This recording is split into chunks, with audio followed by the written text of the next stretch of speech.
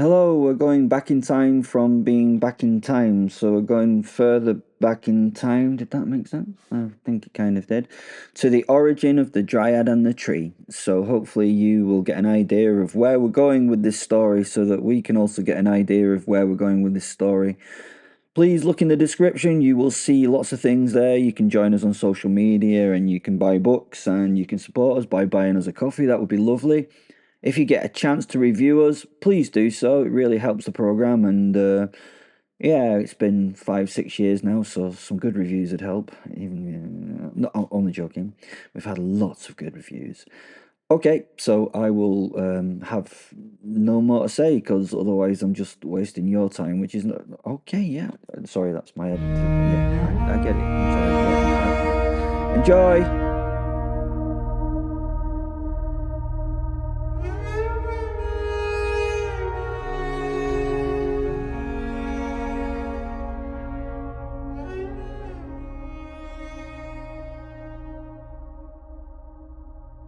Fenrir, I've always disliked watching things die.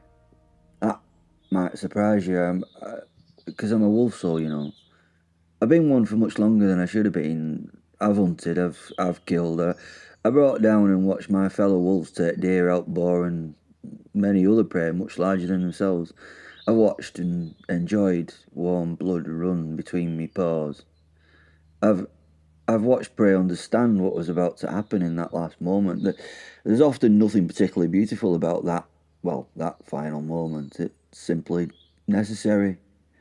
Animal hunger isn't cruel. Animal hunger gives us or it a reason to kill.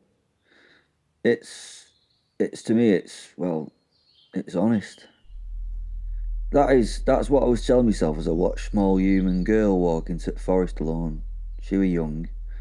I've no idea about edgy human whelps. They grow at different rates and have an irritating habit of becoming taller while you ain't looking. She had dark as night hair. She had little bare dirty feet, a small dress made from some rough spun cloth. She were clean and cared for. I could sense it.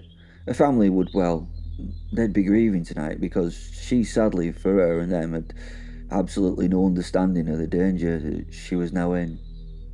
It'd be sad for her family, but a happy happenstance for those with a predator's hunger. I was watching start of this little dramatic thriller from between trees. Folklore was somewhere behind me. He weren't speaking. He'd seen her too, though. He rarely spoke unless he had something worth saying. I was beginning to suspect that he thought most of what I said were not worth answering. To be honest, understandable. We'd been in each other's company for far too long now. The girl suddenly stopped as if in consideration. She must have been told that what she was considering at the moment was not an acceptable course of action for her. She looked around her. I recognised a small face, not of fear, a small face of tremendous thought. I could sense a considered enormous forest that had already begun to surround her. She were she were tiny in comparison, almost absurdly so to the life around her. The wolf appeared. It came slowly from behind a tree, slow, making sure it was seen and not a sudden shock to the young girl. It were a young male, healthy, strong, hungry, I sensed. No no concept of cruelty brewing in it, just a need. He looked at girl and girl looked at him. Neither moved at first. It seemed like a standoff between two great warriors. I suppose it were a sort. This went on for far too long, and the tension I felt was, well, it were proper palpable and really should have not have been as intense as it was. What did I care about this little moment? This was it was, it was just natural. She would make a decision. That decision would bring about a result. That result would be, well, it would just kind of be. But I felt something suddenly tighten in my chest. The wolf broke eye contact first. He dropped his head and sniffed the ground around his paws. The tension in me broke a little. He were calm. He was so, I don't know, unpredator like to me. he could have just snatched her up like the youngling she was. Why did he? Why didn't he? Then the wolf simply turned and walked away. The girl was still frozen in indecision. This were moment where she chose her fate. The wolf stopped. He looked back and met the eyes at human child again. The girl, girl, she she followed. I frowned a little, just a little. That was a clever move from him, considered and very clever. He wasn't being aggressive or growling. He wasn't showing teeth. He was inviting her the girl. Uh, the girl smiled. Hello, she said. Wolf lolled a tongue and panted. He walked just a little further into the forest, and the girl, well, she followed.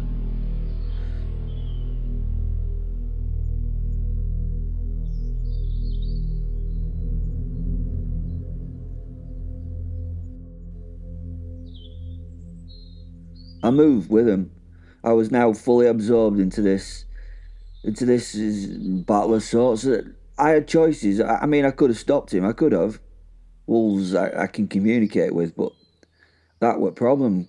I could have stepped in between them. I could have frightened the wolf away. I could have saved human girl in one easy movement. But the wolf was hunting, and there was nothing wrong with hunting. I understood hunting. I understood hunger. I understood the need to feed. I understood a predator's obligation to its pack. The wolf had made a simple decision, a decision to make, to gain a meal. The girl had made a decision. She had decided to be that meal. That was I don't know. That was life, maybe life and death in nature, maybe I don't know. And that was what troubled me. Strangely, it really shouldn't have. The wolf disappeared behind a tree. The girl followed. I followed girl. The forest became darker, not because the sun had gone, because the trees were older here. The branches tangled overhead. Roots pushed through soil, moss covered stones. The air smelled of damp earth and something else. Ah, I smell I smell me happy smell. Wolves, many wolves. I stopped. The girl did. I forgot that she couldn't sense of a shame. It may have saved her life. It may have. She stepped between two great trees, and there they were. Magnificent. The pack. 6, no, 8, 10, perhaps more. They're hidden from her sight amongst the trees, watching her gently. Strange. No sense of it. This all felt wrong. Their eyes shone in fading light, and girl stopped. She brought a finger to her mouth where she held it for a moment against her lips while she took in the details of clearing. She looked around and she smiled. It were a glorious smile. It saddened me that it would be a last. Hello, she said, like taking her hands now to dress and wringing them in the material at waist. I think this simple action was a search for comfort in what must have been a frightening moment. I mean, it had to be, hadn't it? She must have been warned about wolves, mustn't she? One at pack growled. Ah, no. It were time to feed. Then another answered. The girl smiled. No, no, don't. I moved. Oh. She sounded delighted. I wanted to howl. I wanted to scream. I wanted to move, but I couldn't. I couldn't run and help her. Run to save little human. Run, human. Run now. But I remained still because I wasn't certain. The wolves had surrounded her. That was clear. The young male had brought her here, and that was also clear. And now, the pack were waiting and watching. I could smell their hunger. I could smell the girl's fear, but there was something else. An element of confusion. Wolves weren't moving. The girl weren't running. Something were wrong. I turned away and made my way into the foliage. I didn't want to see the inevitable. And then I fucking heard it. A tiny sound. A little whimper. I turned back to watch the girl had heard it too. She turned to where the sound had come from. There was a struggle going on below a tree, a tiny struggle, a tiny fight of sorts. There was a small wolf pup beneath a fallen branch. No, not a branch, a vine of sorts. perhaps brambles and creeping species. Thick foliage had kind of wrapped around its little body. Its legs were caught and he was slightly suspended. Its neck was wrapped, its little chest. Every movement only seemed to tighten. The pup was. That was what I felt from these wolves. The pup created fear. Fear. They felt fear as that little pup struggled for its life. I looked around little pup, suspended as he were. It was clear that Pack had tried to free it. I could see where many claws had torn at vegetation. I could see damage from chewing of many teeth. They'd failed. The girl took a brave step towards it. A small growl left the mouth of a large female as she moved to intercept the child, who stopped unsure. Another member of the pack moved at First Wolf's side and settled female's concern. The two animals stepped aside. The girl looked at them and another little smile. She looked at Pup. The smile left her face, replaced by a look of genuine sweet concern for the little thing dangling there. I get it. You don't want me to hurt him. The female wolf stared at her. I sensed mother. The girl looked at concerned creature and nodded. I don't either. She returned her focus to the little whimpering ball of fur stuck in Anne's of the forest. I was wholly absorbed in this little happening now. The girl was talking to the she-wolf, as though this were a perfectly ordinary thing to do. She then crouched. The wolf moved closer, her lips lifted, teeth, large teeth, enough teeth to end a human life very quickly, that's if she wanted to. The girl slowly, with obvious care, reached towards the bound pup. The she-wolf growled again. The little girl stopped. I promise I'm helping. The wolf stared at her. The girl pointed. Poor thing, he's all stuck, isn't he? The female wolf looked at Pup. Hackles were still raised. The male touched his nose to her flank and then looked back at girl. A pause. Then the beast stepped aside. I couldn't believe what I was seeing. The girl crawled closer. Her tiny hands reached deep into tangles. She touched the vines. The pup squealed in its fear and discomfort, and she just whispered to it, Don't be frightened, little man. She began tugging and pulling at vegetation around the little thing. Nothing were happening. She pulled harder. Everything tightened and the pup squealed. She stopped. She looked so upset but was deep in thought. She brushed her hair from her eyes and rubbed her hands together as she knelt. Then she began working at knots, not pulling but gently untwisting. At points she used her hands and teeth to separate fibres and suspended her little victim. One strand came away, then another. Her tiny fingers were proper, extraordinarily dexterous. She worked with great patience. The pup struggled, which didn't help. Please, little wolf, stop wiggling. She playfully scolded. The pup stopped its wiggle and just dangled as though it listened. I almost laughed. A wolf pup had apparently just been disciplined by a human child.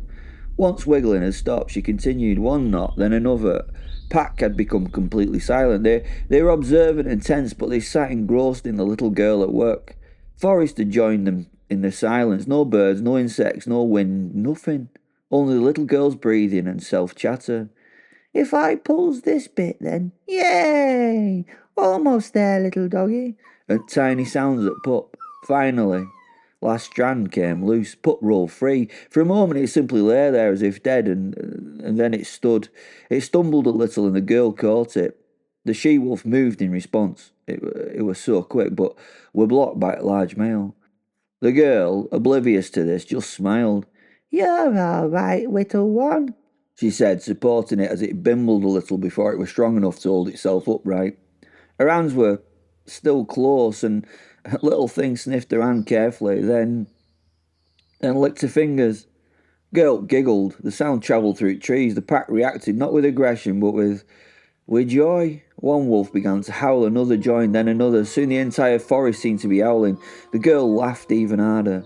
She stood as the pup rubbed against her legs. She bent, knelt, and took it in her arms and hugged it. You have very many big brothers and sisters. The wolves moved closer. I prepared myself for what were coming. They won't waste her. But they didn't attack. They surrounded her playfully, getting within her reach. They were not behaving as predators. They were now behaving as her guardians. One lowered its great head. The girl placed her hand against its muzzle. Wolf closed its eyes and something happened. Something I cannot sort of properly explain. The air changed, the forest breathed. I felt it beneath me paws, a pulse, a warmth. Something moved through Earth's roots, something moving through ground, through leaf litter. The girl looked around. What's that? A little fear was evident, a little fear of the unknown. I looked too. The soil near sight a little wolf struggle had begun to move very slightly. A tiny green shoot pushed through earth. The girl saw it. She crouched to look at it, and the little pup, well, it just came over and joined her. Hello. She said to the shoot while stroking Little Wolf's head. The shoot moved in response. That were impossible. But then, I suppose so was I. A leaf appeared. Then another girl touched it. The moment her fingers touched the tiny plant, the wolves began howling again. Not in fear, not in hunger, in sort of celebration. The sound rolled across through the forest, and something inside me changed. I understood. The wolves had not brought girl here to kill her. The wolves had led her here because they knew that she could help. Perhaps they'd not known how, but perhaps they just simply trusted something older than thought. The girl had followed because she was curious, and because she was brave, and because she had not yet learnt lessons humans teach the children. That, everything strange must be feared. She looked at the wolves. You're all very nice. I laughed. They were bloody wolves. They were not nice, but they're not nasty or evil neither. They were just simply wolves. But perhaps that was the point. The little shoot continued to grow, a thin stem, two leaves now, then four. The girl and the pup sat beside it. The wolves gathered around them, and for a moment there was no human.